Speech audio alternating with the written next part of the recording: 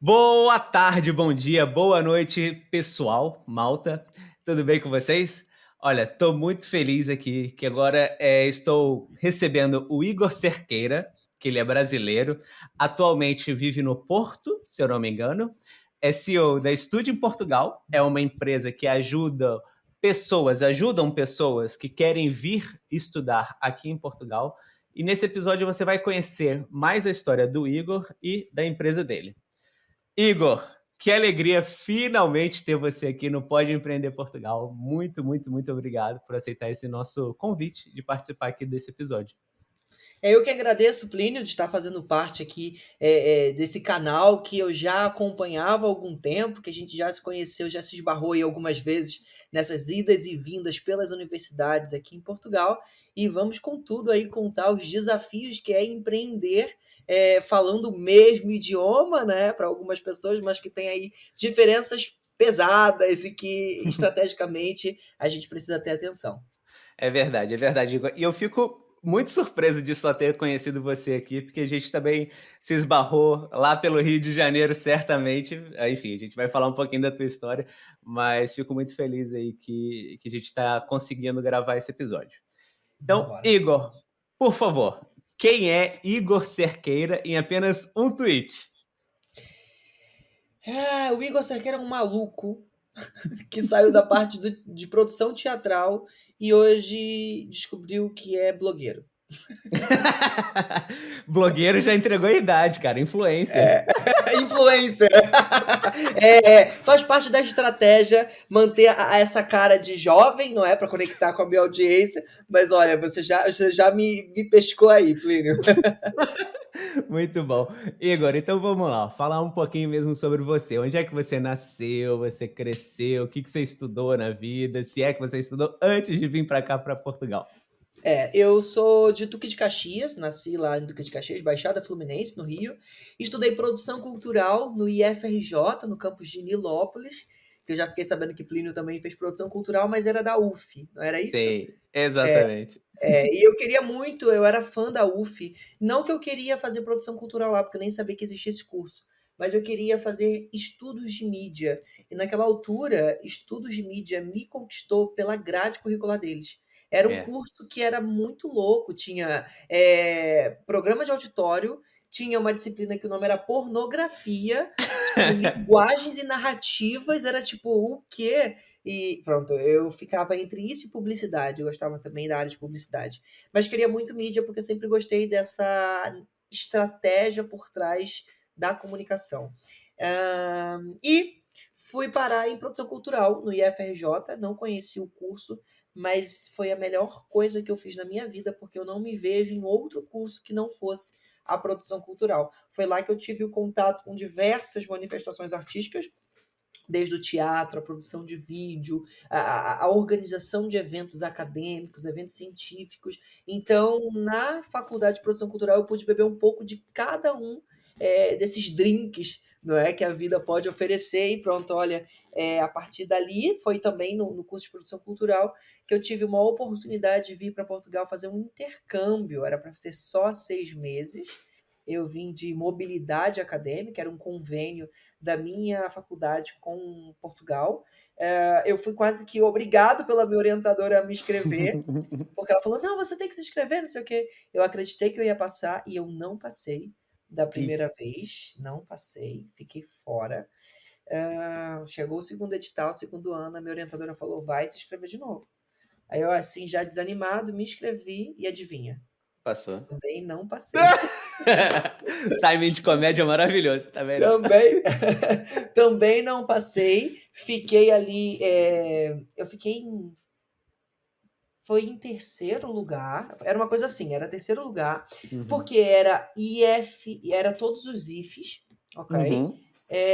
E eu fiquei em terceiro lugar a nível nacional desse edital que foi aberto. Ok.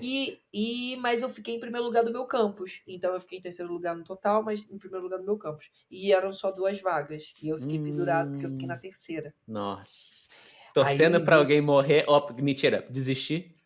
Não, olha, tinha ainda uma coisa boa. Tinha pessoas que estavam participando de outros editais que era para o Canadá, porque os cursos delas permitiam isso, mas o meu curso só permitia mesmo Portugal. E então eu vi lá que tinha uma pessoa que estava aprovada para Canadá também. Falei, vai para o Canadá, vai para o Canadá. Mas a pessoa não foi para o Canadá. O que Ah. aconteceu?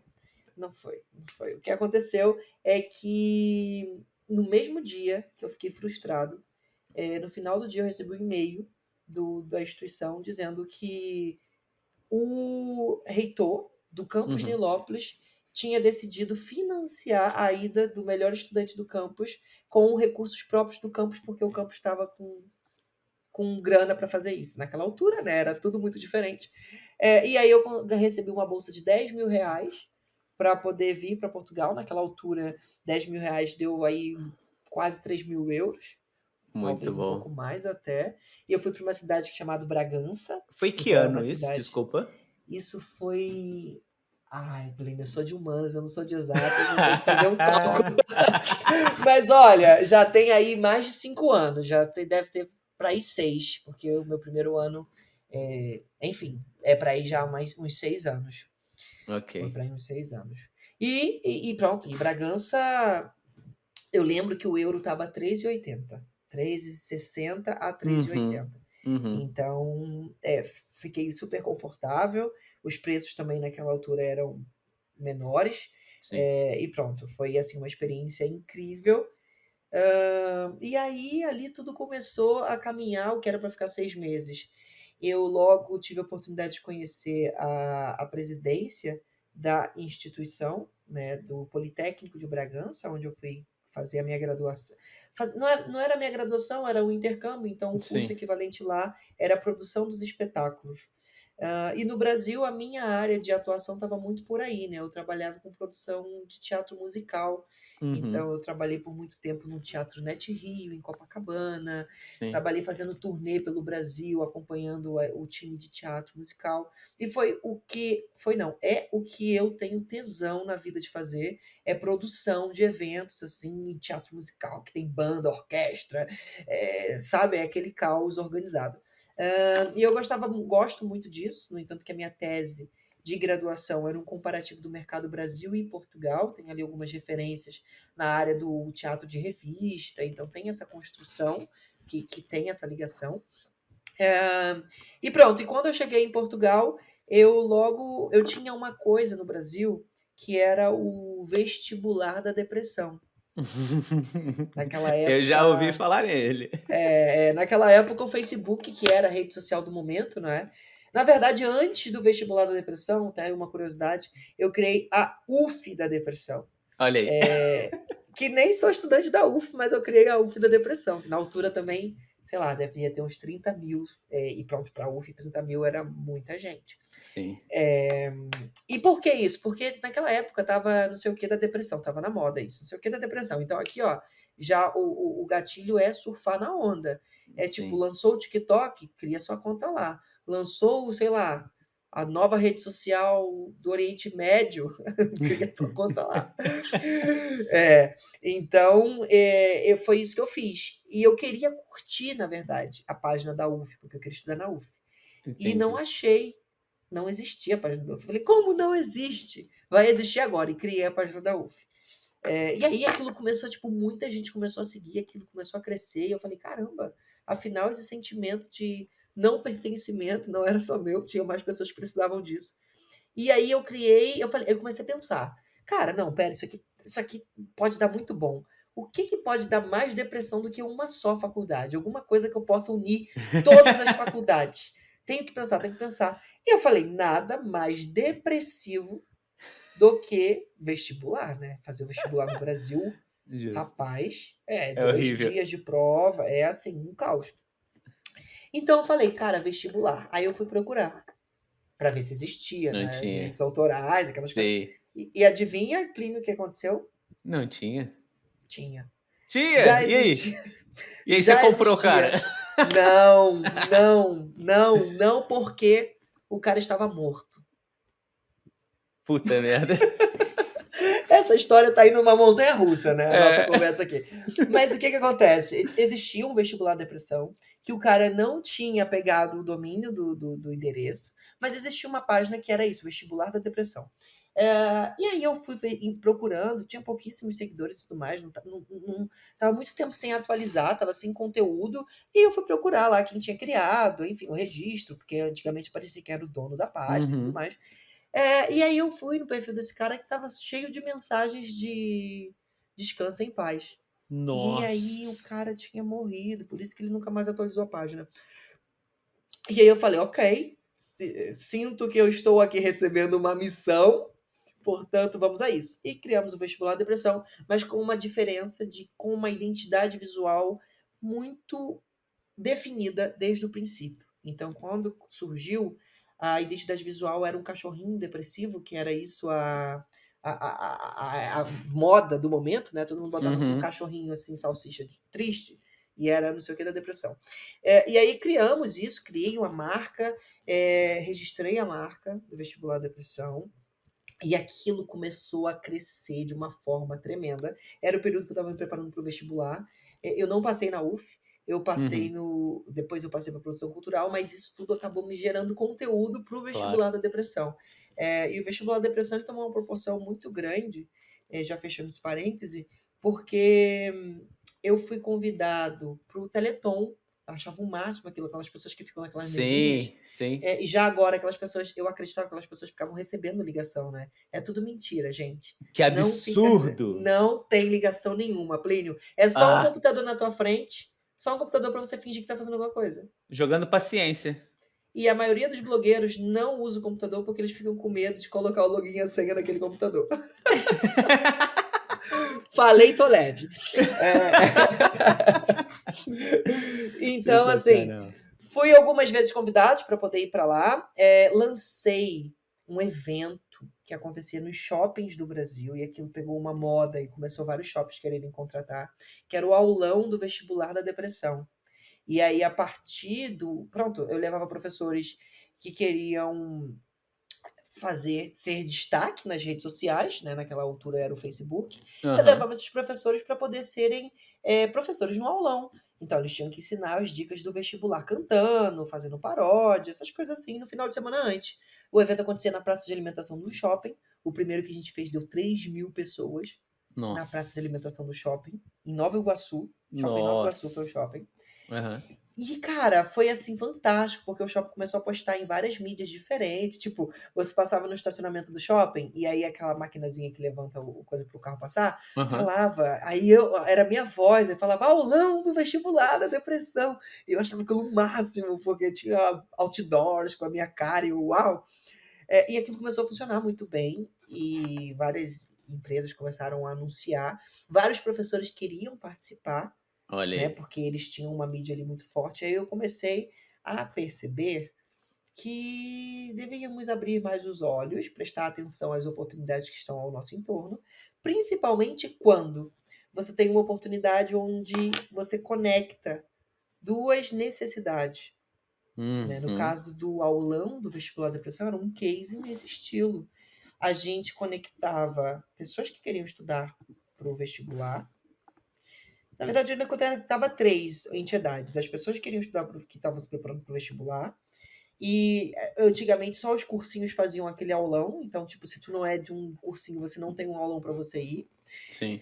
Conectava o shopping com uma mídia espontânea para poder, né, receber esse evento e eu não ter custos com isso. Na verdade, o shopping pagava para a gente estar lá, É isso que eu ia né? perguntar, se você já ganhava dinheiro com isso, né. Desde o Aí que a gente primeiro evento, você já começou ganhando dinheiro? Claro, aí que a gente começou a ganhar dinheiro, porque o shopping eu fiz uma proposta para o shopping, eu mandei Uhum. e-mail e propus, falei: "Olha, sou vestibular da depressão, tenho esses números e queremos fazer isso". Então a minha bagagem de produção cultural me ajudou muito nisso, porque eu formatei um projeto e mandei como Exato, se aquilo fosse a coisa que acontecesse já todo ano, entendeu? Mas na verdade exato. não, aquilo ia ser uma primeira vez. E mandei isso para o shopping. E funcionou muito bem, porque o shopping também é recém-construído, o Shopping Nova Iguaçu. Sim, Então, eles estavam com uma necessidade de levar pessoas para lá. Então, tipo, a dor do shopping era que não tinham pessoas no shopping. E era um shopping enorme, para quem não conhece, é um shopping sim, que é muito grande. E que não ficava no centro, tipo, não passava linha de ônibus direto ali. Então, a pessoa tinha que Era mais difícil de chegar no shopping. sim, sim. Então, isso funcionou, o shopping pagava, pelo evento. As pessoas não pagavam, elas iam gratuitamente ao evento, mas elas levavam 1 quilo de alimento não perecível, então tinha aqui uma contrapartida social do evento. E depois, os professores, eu não precisava pagar aos professores para ir, porque na verdade quem estava querendo me pagar para estar lá também eram os professores. Porque os Uhum. professores entendiam que aquilo era uma mídia que ia colocar eles na mídia, óbvio. Sim. Então os professores queriam estar lá, entendeu? Então eu pude fazer um processo Mas você chegou seletivo. desculpa, mas isso que eu ia perguntar, quer dizer, você está entrando na história de como é que você selecionava os professores, é isso? É isso, Vai, é isso. continua então, para eu não vou interromper. A gente criou um processo seletivo para os professores, porque começou a surgir mais do que um professor na mesma disciplina. Então, a gente fazia votação no Facebook. Qual é o professor que você quer ver lá no aulão? Cara, era aquilo que fazia o próprio professor provar que ele era a estrela que tinha que estar lá. E isso ia atrair mais pessoas, porque se mais pessoas votaram nele, a gente está falando Sim, de 8, 9 anos atrás, sabe? sim, Era muito barulho no Facebook. sim. Então, foi isso que aconteceu. O shopping abriu de propósito para o evento, porque o evento acontecia num domingo pela manhã, e o shopping não abre domingo pela manhã. Ia acontecer na praça de alimentação do shopping. Então, o shopping ele fez uma. Ele divulgou para todos os empresários da restauração que estavam ali. Mas pouquíssimos foram. Inclusive, a gente foi atrás dessas pessoas também. Então eu fechei parceria com as lojas do shopping, tipo, tinha lá a Livraria Saraiva. A gente fez uma segunda edição do evento exclusivo, a gente fez um debate sobre redação, foi esse, eu lembro. Um Olha, debate sobre redação que aconteceria após o almoço na Livraria Saraiva. Então, mais uma mídia, vendido. A Saraiva pagava para isso. A restauração também pagava toda a alimentação do meu time, dos meus professores, pagavam por isso e eu também tinha ticket de desconto para dar para os alunos que fossem lá. Então, assim, eles não esperavam esse grande número. Foi uma surpresa muito positiva. O shopping não esperava ter 3.000 pessoas dentro da praça de alimentação no domingo pela manhã. Tiveram até que chamar mais segurança para reforçar a segurança, né, do shopping, sim, porque eles não esperavam isso. E pronto, e isso foi a primeira edição, porque a segunda e terceira, a rede do shopping já queria expandir aquilo para São Paulo e para outros lugares. Pronto, isso começou a crescer muito assim. Não teve mais. Parou ali, morreu um bocado, porque eu vim para Portugal, eu tentei uhum, encontrar pessoas para cuidar disso, mas não encontrei pessoas que eu podia confiar a marca sim. para poder desenvolver essa ação. E requer muito, né? A pessoa, eu precisava estar ali o tempo todo. Enfim, não foi. Pronto. Mas foi assim: os 2 anos que aconteceram isso foram assim brutais. No segundo ano, eu lembro que a gente fez não só em praça de alimentação, mas dentro de cinema. E teve Nossa, um shopping que foi em Madureira, Madureira Shopping. Ele aconteceu simultaneamente em 2 salas de cinema, porque teve muitas inscrições. caraca, muito maneiro. Foi muito legal fazer aulão dentro de cinema. Eu fiz também no Nova América. Isso começou a se expandir. E Isso você estava fazendo, e estava tirando a licenciatura, enfim, que é bacharelado de produção cultural no IFRJ. sim, isso era quando eu estava fazendo o bacharel em produção cultural. Isso Sim, era antes de eu aplicar para Portugal, né? Eu comecei isso entendi. antes de aplicar para Portugal. E depois, pronto, as coisas combinaram aí Cara, é junto muito disso. doido, porque eu costumo falar com as pessoas assim, né, quem não faz ou não fez, produção cultural, não sabe como é um curso muito amplo, assim, porque é engraçado a tua história de vida é parecida com a minha no sentido de de uma cidade de fora da capital, né. Por mais que a UF seja Niterói, enfim, estava muito próximo ali do Rio de Janeiro também. Também fiz intercâmbio em Portugal, também fiz produção teatral, fiz tipo turnê pelo país todo. E aí às vezes as pessoas falam assim: ah, você fez turnê pelo Brasil aqui em Portugal? Fala, turnê só por um país, eu já fiz pela Europa inteira. Fala, amigo, você fazer turnê no Brasil inteiro é maior do que fazer turnê na Europa, É entende? verdade. Você não tem noção da dimensão que é aquilo lá. Eu fui pro Acre, amigo. Eu fui pro Acre. Então, assim, é uma logística sensacional.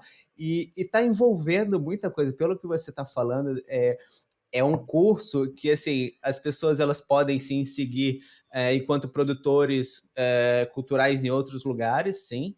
mas eu acho que é um curso que te dá amplia a tua visão, né? Ou o mindset de buzzword, né? Amplia a tua visão, amplia a tua mentalidade de uma forma exponencial e que você começa a saber, tipo, você faz projeto, sabe gerenciar o projeto, você sabe, né, criar o projeto de raiz, do zero, tirar do papel, executar esse projeto, fazer a parte de resumo, o pós-produção daquilo, né? Relatórios, entender como é que a gente vai melhorar para os próximos, não sei o que lá. De Você já. captação, de De, captar, porque sem grana tu não faz. exato, e com certeza, do vestibular da depressão, você começou com R$ 0. Você, tipo, só É. escreveu o projeto, falou, cara, vamos lá, e eu vou usar a minha comunidade, poder de comunidade há 10 anos atrás, sabe? Então, assim, eu acho que É. é um curso, o curso de produção cultural, independente da instituição que você faça, ele abre a tua cabeça para diversas coisas, é, que hoje em dia estão muito na moda, digamos assim, as suas tanto hard skills quanto soft skills, do tipo, você tem que saber gerir comunidade, você tem que saber fazer projeto, gerir o projeto, captar, pós-produção, essas coisas todas, assim, eu fico arrepiado, assim, de ouvindo a tua história, falando assim, cara, que coisa maneira, que assim, não foi só comigo que isso aconteceu, nem com os meus amigos mais próximos, mas uma pessoa como você, que eu nunca vi na vida antes de fazer o Startup Weekend aqui em Aveiro, que foi quando nós nos conhecemos, a gente já chega lá, Uhum. mas de ter essa visão assim, super bacana, sabe? Que realmente ajuda muito isso. E isso você tentou depois passar para alguém, mas enfim, aconteceu de não encontrar essa pessoa, que não é todo mundo também que vai ter essa capacidade, essa sagacidade de fazer tudo isso. E eu te digo que até hoje, viu? Portanto, se tiver alguém ouvindo aqui, a gente fala, não, eu acho que o vestibular da depressão dá pano pra manga, venham conversar comigo, porque eu tenho a página parada, entendeu? Eu tenho a marca parada. E eu sei que ela tem muito potencial, porque é um nome muito forte. Por mais que ela não esteja ativa do jeito que deveria estar agora, todo mundo já ouviu falar nisso. Foi a gente que criou os atrasados do Enem, isso não existia. Então, assim, cara, eu lancei produtos do vestibular da depressão nesse evento. Eu lancei produtos, a gente vendia camisa, a gente vendia caderno. Eu inventei, eu mesma abri o Illustrator, o Photoshop, desenhei as imagens, Sim. rodei aquilo tudo e fizemos isso, sabe? Fizemos a doação de 3 toneladas de alimentos, porque foram o que as pessoas levaram para a atividade, teve que um caminhão buscar, o shopping não tinha lugar para guardar, não tá, Não cara, estava assim, foi preparada, né? não Foi. estava, não Sim. estava. E foi muito, muito, muito legal. Então, isso foi assim um motivador muito grande e não parou por aí, né? Porque foi o vestibular da depressão que me fez dar continuidade ao estudo em Portugal. O vestibular da depressão é o pai do estudo em Portugal. E eu já vou contar isso já já aí, de Não, não, como isso se conectou. já vamos entrar nesse assunto então. Vamos lá. Como é que surgiu então a história do estúdio em Portugal? Como é que surgiu a ideia do estúdio em Portugal?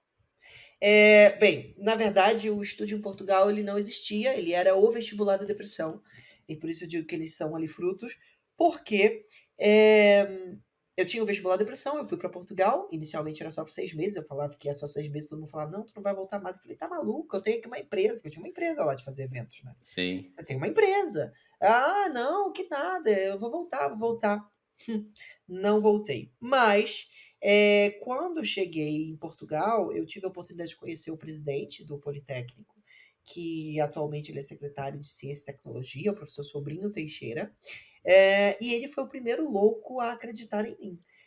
No sentido de que eu cheguei para ele, da mesma forma que eu montei um projeto e mandei para o shopping, eu montei um projeto e falei para ele: olha, eu sou Igor Cerqueira, do Vestibular da Depressão, esta plataforma que tem esses tantos de acesso. Naquela altura já era mais de 1 milhão. E aquilo em Portugal é tipo, o quê? Há 9 anos, sei lá quantos anos atrás, aquilo então. Enfim, eu comecei a mostrar o meu dia a dia. Eu falei: olha, vamos fazer um acordo. Você vai me oferecer alojamento, alimentação, uma bolsa, porque isso é trabalho. E em contrapartida, eu vou te dar essas mídias, fazer um plano de mídia, que, se você fosse contratar, sairia a X. Então, o que você está me pagando aqui é o equivalente ao valor. Então, isso aqui é muito importante, é você saber qual é o seu valor, por mais que você faça permuta. Então, assim, se Uhum. você é blogueiro, influencer ou marca e está ouvindo isso aqui, está pensando em fazer isso, entenda que as coisas precisam ter seus preços, ok? Por mais que a gente não possa pagá-los. É importante ter isso. Sim, sim. Porque você equilibra assim: olha, eu vou te entregar isso como parceria, você vai me entregar aquilo, e beleza, a gente fez um negócio aqui. E isso começou. Para eles era muito fácil poder aceitar isso, então, tipo, ok, tranquilo, vamos lá. E aí pronto, aí já de 6 meses já virou um ano, não podia ser mais do que um ano. Eles conseguiram fazer publicaram lá tipo uma. Porque pela lei, não é que é lei, mas o regulamento deles era de um ano. Então eles tiveram que publicar uma errata do regulamento para poder permitir que eu ficasse mais de um ano. Porque a faculdade queria, porque no primeiro ano Sim. já começou, lotou a caixa de e-mail deles de gente querendo estudar lá. Então, assim, vamos embora continuar, a gente quer que você fique aqui. Eu falei, tudo bem, eu quero ficar, vamos embora. Até barato para eles, né, dependendo da É, quantidade de claro. estudantes que você trouxe, porra. Claro, e isso, começou a aumentar, porque comecei a trazer, não, então querem, então beleza, mas eu preciso de mais gente na minha equipe, porque eu não faço isso sozinho, Sim. preciso de mais gente. Aí eu fui expandindo para todo mundo que era de produção cultural botar para trabalhar comigo. E aquilo foi tomando uma proporção muito grande na cidade de Bragança. Eu fazia parte da associação dessas coisas também. Criei lá o Brazilian Day em Bragança, que era uma festa que ocupava a cidade inteira, mobilizava a Câmara Municipal e todos os estudantes internacionais. E a partir daí, visitamos algumas faculdades e percebemos que os brasileiros não se conheciam entre si. Primeiro de tudo, criamos o Encontro Nacional dos Estudantes Brasileiros em Portugal, que inclusive já aconteceu no Algarve, já aconteceu em Aveiro, já aconteceu em alguns lugares assim. Uhum. E aí eu percebi, falei, opa, mas espera aí, mas quem está fazendo o encontro nacional? A nossa associação de Bragança? Isso não faz muito sentido. Eu acho que a gente precisa de uma associação nacional. Vamos? E aí foi. Levei essa proposta para o presidente também, né? Era sim, vamos embora. Pra você ter uma ideia, ele me convidava quando ele queria fazer reunião de edital.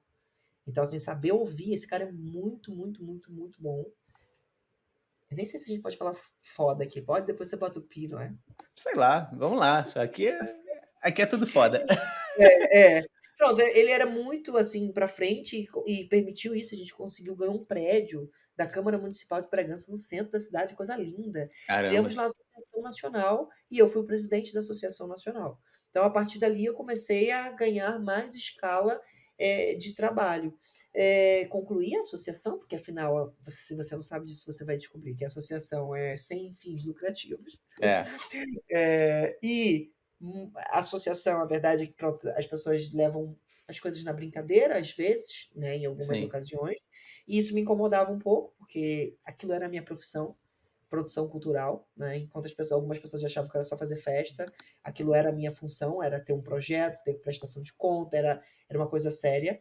Então, pronto, quando terminou a minha gestão, entregamos para a gestão seguinte, e a partir dali eu falei, eu preciso criar alguma coisa para conectar com essas pessoas. É que não seja o vestibular da depressão, porque já não dava mais para estar dividindo Uhum. isso. Então, eu eu comecei a procurar nomes, e o nome que ia ser o Estúdio em Portugal, eu poucas vezes falei isso, vai que é um segredo. Não ia se chamar Estúdio em Portugal, Esse é o ia quê? se chamar Portugal pelo Enem. Era o nome que eu Portugal queria. pelo Enem. Portugal Hã. pelo Enem. Eu queria fechar nisso, Portugal pelo Enem. E essa página já existia. Alguém que não publicava há muito tempo, eu entrei em contato. Até marquei uma reunião com o menino em Lisboa, ele era de Lisboa. Se ele estiver ouvindo isso, nem sei mais quem é ele, mas pronto, depois apareça aí pra gente se conhecer. Mas Tomar na um chopp? altura, ele tentou. Eu tentei comprar dele. Eu falei, não, eu quero comprar, me vende aí quanto que você vai fazer. Aí ele, não sei o quê. Vou fazer o seguinte, eu vou dividir 50-50 com você, então tudo que você ganhar vai ser 50% meu. Eu falei, tá maluco? Tá Não. maluco? Que isso? Tá doido? Não, eu não tô partindo do zero, eu tô partindo já de alguma coisa. Não ia rolar isso aqui. Então eu comecei a procurar outro, até que eu achei o Estude em Portugal, E por que isso? Porque isso foi uma sacada muito boa, porque todo mundo naquela altura falava estudar em Portugal, não estude em Portugal. Hum, Então eu falei: esse nome é bom, mas não é o usual. Comecei a procurar no Google Trends para poder ver o volume da palavra, sim, toda essa sim. investigação antes. E eu gosto muito disso, eu acho que a produção cultural também me trouxe muito essa estratégia de ver se aquilo é comercial ou não. Eu acho que eu Uhum, aprendi muito isso com os teatros musicais, porque, pronto, tinha coisas que funcionavam sei. e coisas que não. Então eu falei: "Cara, eu preciso botar isto na mente das pessoas". E aí eu falei: "Ah, é jingle, né? Jingle de político não sai da cabeça. É jingle, Sim. preciso de alguém para fazer um jingle". E aí eu comecei a correr atrás do pessoal que tocava violão, falei: "Ah, preciso de um jingle". E o pessoal montando uma coisa super rebuscada e não sei o quê. Eu falei: "Não, não, não, quero uma coisa mais leve", porque no vestibular da depressão ele tinha jingle também. Eu tinha um amigo compositor e ele criou um jingle para mim. E aquilo eu vi que funcionou. Eu falei, vou levar pro estúdio. E eu falei, cara, tem que ser uma coisa simples, assim, tipo, transforme a sua vida, espalhe para geral, e alguma coisa que rime com o estúdio de Portugal. Aí eu falei, pô, não, então, não é isso. Já acabou, é isso. Olha, arruma uma melodia para isso. Transforme a sua vida, espalhe para geral. Estúdio em Portugal. Ainda tinha o Viva Esse Sonho, eles gravaram o Viva Esse Ah, Sonho, estúdio em Portugal. Eu tentei buscar inspiração no ciclo da vida, que é o nasce, cresce, reproduz e morre. aham. O que eu queria que fosse o ciclo do meu cliente. Então eu comecei pela transformação, quando ele encontra a gente. Espalhe para geral, porque eu quero que ele leve a palavra, ou seja, a gente está falando de Uhum. marketing boca a boca, então a gente quer que as pessoas levem isso para outras pessoas. E Viva Esse Sonho era pronto quando a pessoa chegasse em Portugal e depois o estúdio em Portugal. E a jingle hoje é essa, transforma a sua vida, espalhe para geral, estude em Portugal. No estilo rock, meio malhação, assim, sabe? Abertura de malhação. Sei, sei. E aquilo começou a conectar muito com o pessoal, que eu já estava conectando. E eu comecei a falar: olha, a partir de hoje, você que é de Portugal, aqui no Vestibular da Depressão, vai para o estúdio em Portugal. Então as pessoas já chegaram no lugar onde já tinha uma identidade criada, já tinha um jingle, já estava tudo montado. Mas foi de uma hora para outra, tá? Foi de uma noite para outra que eu inventei tudo isso e lancei isso. E assim nasceu o estúdio em Portugal. Tivemos ali uma resistência no início, no sentido de que, pronto, o IPB foi com a gente nessa, no primeiro, no segundo ano, no terceiro ano, Uhum. só que estávamos com dificuldade, experimentando muita coisa, então tinha muita coisa que tinha risco de dar errado. E fomos incubados lá na faculdade, ganhamos um escritório lá na instituição, e aí começou a que as outras instituições não queriam. Nós estávamos identificados como os brasileiros de Bragança, e não como o estúdio em Portugal. Então, o estúdio em Portugal começou a ser o estúdio em Bragança. E eu não Sim, sim, queria isso. sim. Isso eu posso dizer que é verdade, assim, porque eu sentia às vezes um pouco isso do tipo do estúdio em Portugal, estava levando a galera pra Bragança, direto, direto, direto, assim, tipo, eu falo: "Cara, mas tem Portugal inteira ainda", assim, sabe, tipo, pra que tá sempre lá, né. Isso é verdade. Fala aí, como é que foi então que vocês É. começaram a mudar essa identidade, assim, falar: "Não é só Bragança também"?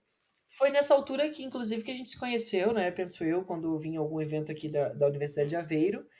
Foi nessa altura que a gente se conheceu, porque a gente ainda estava lá em Bragança e eu ainda estava com esse Uhum, sentimento de que precisava tirar esse estigma de Bragança, porque isso estava atrapalhando a gente nas uhum. reuniões. As pessoas ligavam para o presidente de Bragança, quando eu ia em reunião com uma faculdade, eles ligavam.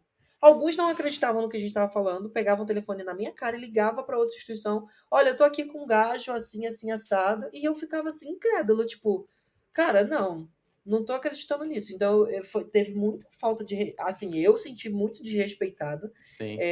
nesse aspecto, porque eu também, pronto, tinha uma cara ali mais nova ainda do que tá essa. E eu chegava lá com isso, olha, tem aqui um projeto, pô, fazia um Media Kit. E levava Sim, pro sim. cara com os números, e ele não acreditava, porque era muito número do E era vestibular muito do bom, né, muito bom esse e eu negócio. estava pedindo, sei lá, nem sabia o que eu estava pedindo, eu nem lembro, eu não Aham. estava pedindo nada, eu só queria ter mais outras escolas. Aí eu comecei a ver que existiam algumas pessoas que trabalhavam disso como agente, pessoas que ganhavam comissão em cima das pessoas que eles indicaram na faculdade. Eu falei: "Não, Não quero isso. Então, tipo, saber o que você quer é importante, mas saber o que você não quer também é importante. E eu não queria tratar a minha audiência dessa forma. Tipo, eu Sim. vou meter aqui, vou ganhar comissão em cima disso, porque eu ia ficar refém daquilo. E eu não precisava, porque eu tinha muita mídia. Pô, se o Uhum. cara contrata uma publicidade para rodar na TV, naquela altura, não se era muita publicidade nas redes sociais, mas imagina, se contrata para passar no jornal, na TV, por que que você não vai contratar para sair no meu portal de mídia? E tem que lembrar uma coisa desse sentido, né, as pessoas às vezes ganham, né, pelo sucesso, ganham uma porcentagem em cima das pessoas que indicam para aquele lugar, mas é exatamente isso, a TV não ganha por cada produto vendido ali, sacou? Tipo, tu gasta, né, investe o dinheiro naquela publicidade, se você vai vender 1 ou 1.000.000, a TV não tá nem aí para isso, digamos assim. E eu sei que você Exatamente. não tá nem aí para isso no sentido igual a TV, mas você também não tá ganhando porcentagem de cada aluno indicado, né. Claro. E isso, mas por que que a TV também pode fazer isso, né? Por que que a TV pode? Porque ela já tem uma audiência. Sim. E é esse o preço dela. Ela já tem aquela comunidade. Pô, eu já tinha essa comunidade, tô construindo essa comunidade desde quando eu estava entrando na minha faculdade. Então, não, esse é o meu preço, entendeu? Eu não quero, não vou ser agente. Eu não vou ser Uhum. agente. Eu sou um portal de mídia. E aí começamos a apostar nisso, e vários nãos, até que um ano antes da pandemia, que aí na pandemia decolou tudo, mas antes da pandemia a gente teve ali uma outra instituição que foi Castelo Branco, que tinha ali uma visão fora da caixa, que teve ali né, o time que entrou em contato comigo era alguém que consumia, fazia o trabalho de consumo para poder perceber o que estava acontecendo. Naquela altura a gente ainda não tinha resultados, né? No Uhum. primeiro ano não se consegue plantar essa semente, é uma semente que tinha um ciclo muito demorado, é, e a gente começou a postar nos números, que o nosso mídia era, olha, esse vídeo foi alcançado por tantas pessoas e tudo mais. E a faculdade também apoiando, eu me envolvi com a parte do empreendedorismo da universidade, comecei a tratar disso. Pronto, na altura já tinha terminado a minha graduação, surgiu um mestrado em inovação e empreendedorismo, era o mestrado. Me convidaram para fazer parte desse mestrado, porque ia ser inaugurada a primeira turma, fui aluno da primeira turma desse mestrado. Concluí já o mestrado em e inovação de produtos e processos, porque depois o mestrado mudou de nome e ficou com esse. E era um mestrado que veio com uma técnica aí da Finlândia, onde a análise de trabalho era cada estudante que definia, os professores eram mentores, não tinham provas, tipo uma coisa assim bem louca que eu adorei. Uhum. Fiz isso, descobri ali que eu quero ser professor universitário, né? Não agora, mas pronto, o Estúdio Portugal, eu vou chegar lá, então minha milestone é ser professor universitário para justamente meter o pé na porta. Quando eu digo meter o pé na porta, é porque eu tive essa oportunidade no meu mestrado de aprender o que eu queria aprender, ou da forma que eu tive autonomia, né, para poder descobrir o que eu gostava ou não. Sim. Eu acredito que a universidade tem que ser assim, embora não esteja sendo agora, e ainda mais em Portugal, não é nada disso. A gente tem ainda instituições que o professor fala em cima de um palanque, e os alunos não podem nem interromper. Eu não gosto dessa forma de ensino. Eu acredito que a educação é uma via de mão dupla, a gente aprende, a gente ensina. Eu era amigo dos meus professores, a gente saía para tomar cerveja depois da aula. Não que você precise fazer isso, né? Você não precisa criar essa relação obrigatoriamente, Sim, mas mano. é preciso estar confortável, né, Sim. dentro de uma sala de aula. É um ambiente de aprendizado. E para mim isso é muito importante, essas análises. E tem que se É, sentir seguro, né, dentro da sala de aula. É isso que eu costumo falar claro. para as pessoas. Existem professores que, ok, na universidade que eu estudo hoje, Universidade de Aveiro, não tem um palanque com professores e tal. Mas tem professores, sim, antigos, antiquados, conservadores, que, apesar de não existir fisicamente, existe psicologicamente. Existe uma barreira que ele cria ali que você não consegue chegar nele, enquanto outros professores, eu tenho o telemóvel deles, eu consigo sair para tomar um café com algum deles, tem uma coisa, uma proximidade muito melhor e que você consegue absorver muito mais daquele conteúdo, né. E isso eu realmente sinto uma diferença enorme, É, pelo menos nessa questão da educação, quanto no Brasil, na produção cultural, eu saí para tomar várias cervejas com os meus professores. é, Eu tive aula em bar, juro por tudo que é mais eu sagrado, eu também. tive Eu acho que aula. todo estudante de produção cultural teve aula em bar, né, É, porque essas muito aulas em bom. bar eu tenho uma aula que eu nunca esqueço, que o professor de história da arte ensinava história da arte com clipe de Beyoncé, tipo, com Lady Gaga, assim. Tipo,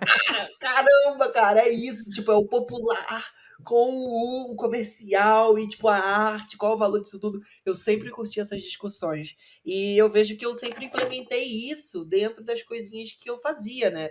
Uhum, O estúdio em Portugal, não só o vestibular da depressão tinha os produtos deles, mas o estúdio em Portugal também, olha. Então, tipo, uhum. hoje e sempre a gente teve uma logo bem desenhada e coisas que faziam a pessoa se ligar que aquilo é aquela comunicação.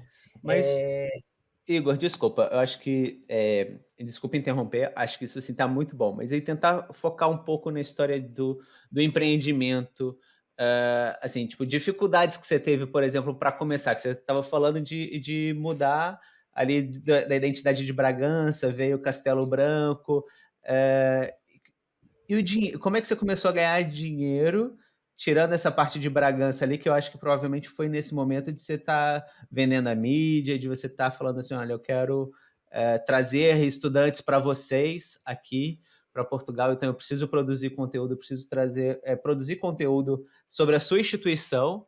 Então, assim, foi nesse momento que você começou a ganhar dinheiro com, o estúdio em Portugal para todas as universidades de Portugal? Como é que é?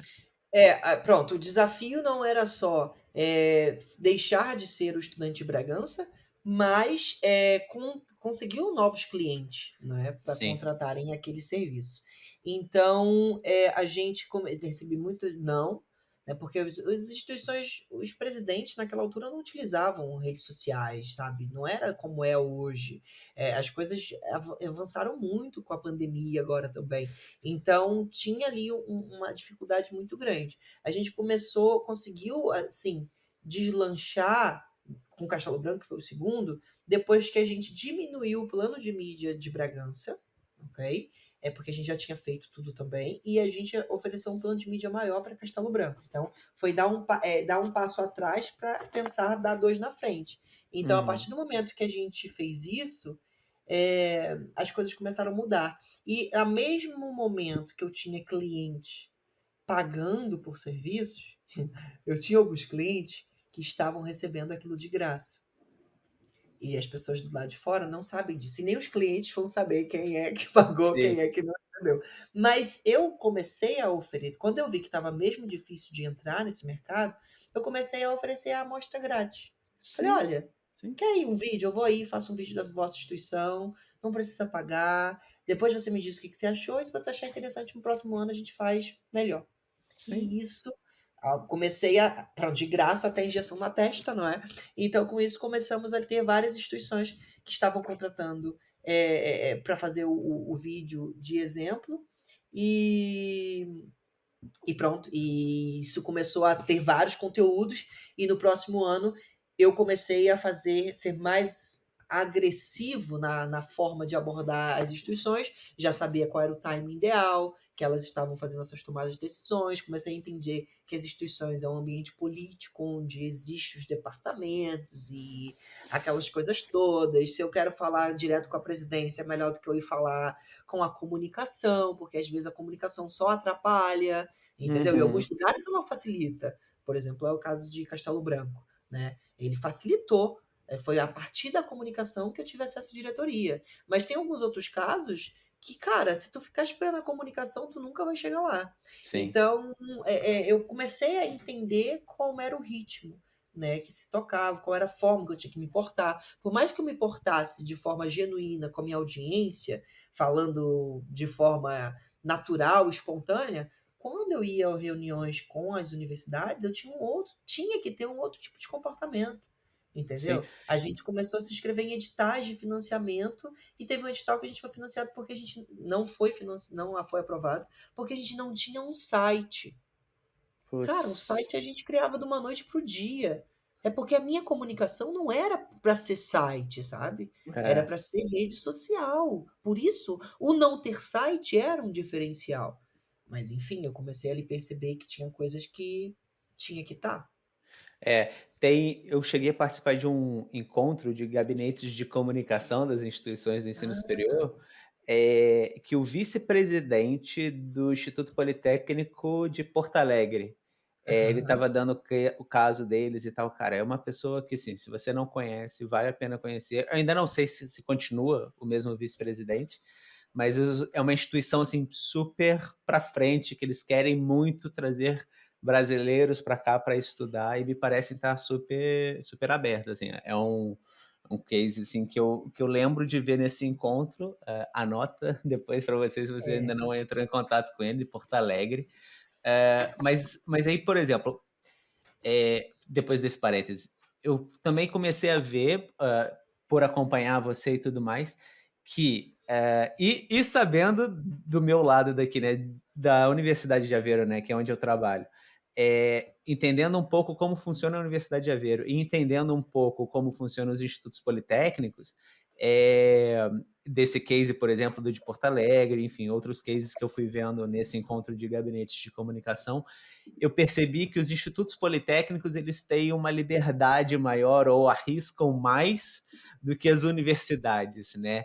Então, assim, eu queria entender de você, eu percebia também que você conseguia chegar mais rapidamente nos institutos politécnicos do que nas universidades, apesar de terem universidades, como a Universidade de Aveiro, que tem institutos politécnicos no próprio, enfim, na própria estrutura da universidade.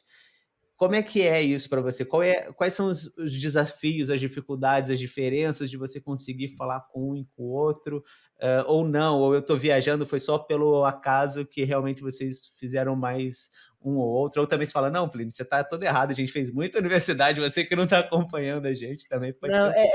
essa resposta é muito simples, Plínio, é onde a dor é maior. E para o Hum, Politécnico a dor é maior. Os politécnicos estão mais afastados, né, dos grandes centros. Se é um ok, grande centro, tem uma universidade.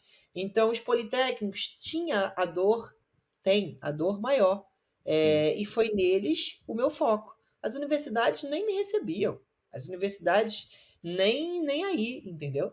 A gente começou a entrar nas universidades quando a gente resolveu passar um formulário. A gente passou um formulário para nossa audiência, porque até então, como eu era uma mídia, Uhum, as pessoas divulgam aqui e pronto, acabou. Eu não tinha a informação de se ela foi por mim ou não. uhum, Nem os politécnicos tinham essa informação. Então eu comecei a fazer, quer saber? Eu vou criar um formulário aqui, que eu tô vendo um monte de gente vindo agradecer aqui que passou para lá, conheceu pela gente, não sei o quê. Passei um formulário para que as pessoas preenchessem. E aí a gente começou a perceber que, que a brincadeira estava mais séria, não é? No Politécnico de Viseu, de 42 brasileiros que tinham lá, de vagas para brasileiros, 22 estavam registrados no nosso banco de dados, num primeiro caramba, ano de trabalho. Tem noção do que é isso? É tipo caramba, 50%, cara. É tipo, muito bom. e aí, se a gente. Aí eu comecei a usar a parte mais das finanças, né? Para poder calcular a coisa. Falei, pera lá. Pô, se 22 estudantes entraram lá, eles pagam Mínimo de 1.500. tanto, né. É, pera aí, calma aí. E eles só me pagaram isso, ele teve um superávit de não sei quantos mil por cento. Quê? É. Não, não pode ser assim. Então a gente começou a buscar isso. E a pandemia foi um momento onde tudo mudou, não é? Onde Uhum. as faculdades elas não tinham dinheiro para dar para gente, não tinham dinheiro para contratar a gente, Sim. porque elas faziam já as divulgações delas que era muito baseada em eventos presenciais. Quando houve a pandemia, foi tudo cancelado e foi necessário ir para o virtual, para o digital. A gente já estava fazendo digital antes da pandemia. Sim. Então, meu irmão, quando chegou, era as faculdades que eram elas ligando pra gente, para poder conseguir agenda pra gente ir lá. Então as coisas começaram a acelerar muito aí. E não só porque antes deste despertar das universidades, porque no início da pandemia estava todo mundo ainda sem saber o que que aquilo ia ser, Uhum. e a minha periodicidade é anual, então, tipo, são campanhas anuais, se não rodou esse ano, agora é só para o ano que vem. Sim. Eh, a gente começou a criar soluções para manter o projeto, porque a gente passou aí por um aperto no início da pandemia. E a gente lançou aí um serviço, para o consumidor final. A gente percebeu que tinham pessoas dispostas a pagar por um acompanhamento mais personalizado. O que a gente não estava conseguindo fazer, porque eram muitas pessoas, mas que Uhum, tinha gente que estava disposta a pagar para ter uma videochamada comigo, por exemplo. uhum, Então, ali a gente começou a formatar um novo produto, que hoje se desenrolou na nossa mentoria, que hoje a mentoria tem ali a mentoria premium, que é uma orientação mais às candidaturas, ou seja, hoje a gente também faz candidaturas para as pessoas. Tem aí sim vários produtinhos, o anjo do edital, que é um anjo que a gente é um grupo que se chama Anjo do Edital, e olha que bacana. A gente envia notificação sempre que uma faculdade abriu ou vai fechar o edital. Isso não boa. existe organizado num único lugar, porque cada faculdade tem o seu processo. Não é tipo o Brasil que tu vai no site do SISU e se inscreve. Cada Sim, faculdade tem o seu processo.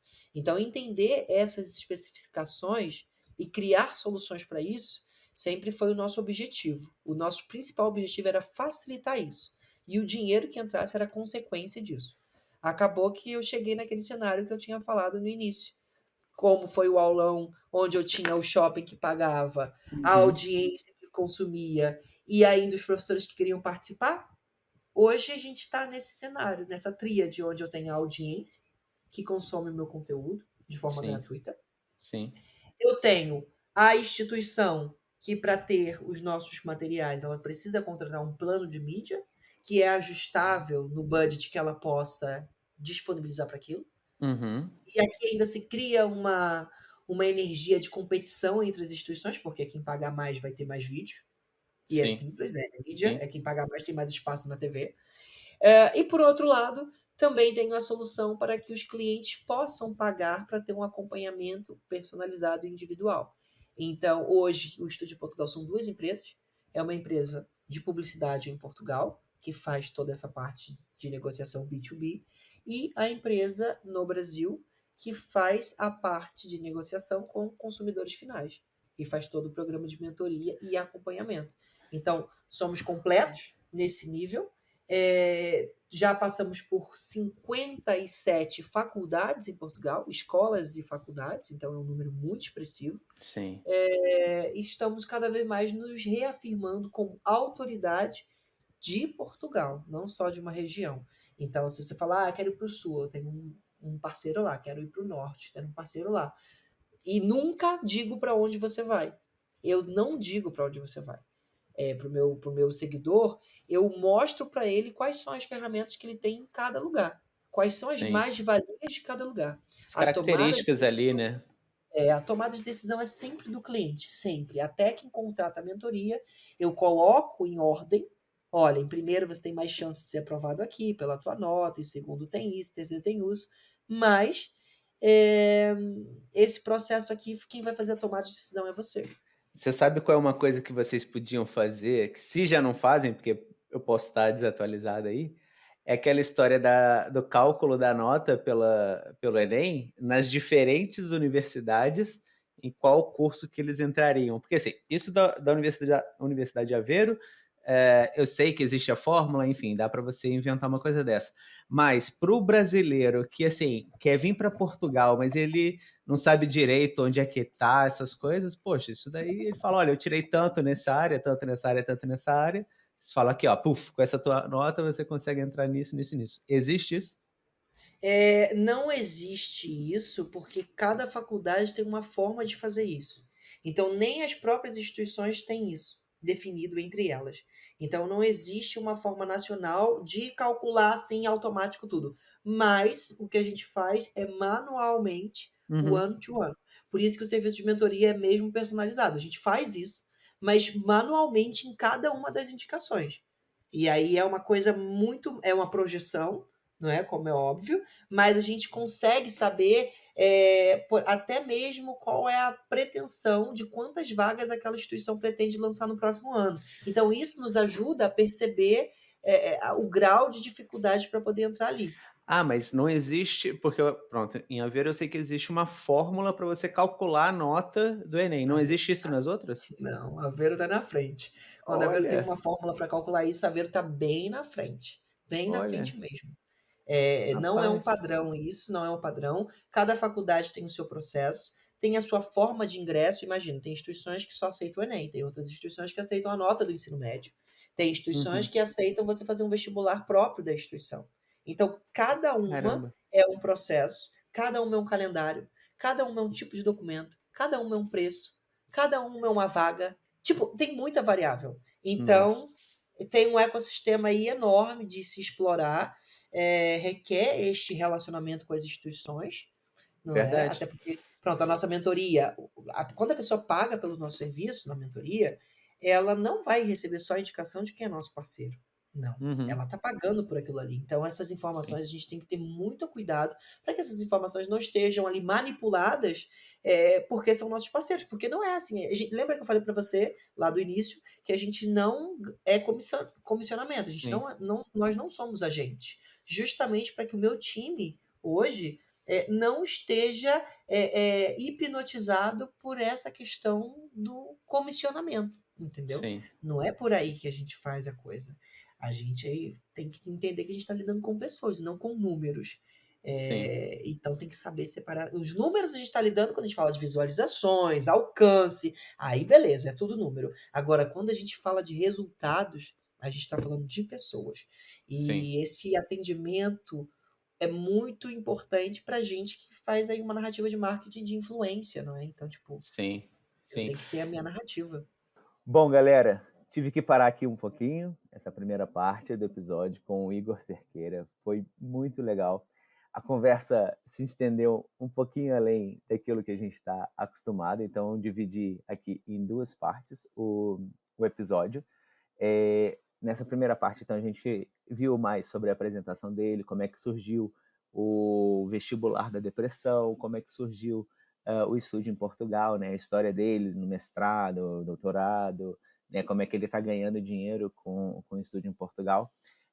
E agora, na próxima parte, que a gente vai publicar na próxima semana, a gente vai falar mais sobre as dificuldades do negócio, as dificuldades da gestão de comunidade, que é um assunto que eu adoro mesmo, assim, adoro, adoro, adoro falar sobre gestão de comunidade. Também a gente vai falar sobre uma parte, assim, de um case da galera da Irlanda, né, porque a gente pensa, estude em Portugal, falado em português também, o conteúdo todo deles é em português. Ele vai falar, contar uma curiosidade, como é que ele está conseguindo pessoas da Irlanda para vir para cá, né? Pessoas interessadas que moram na Irlanda e que querem vir estudar em Portugal.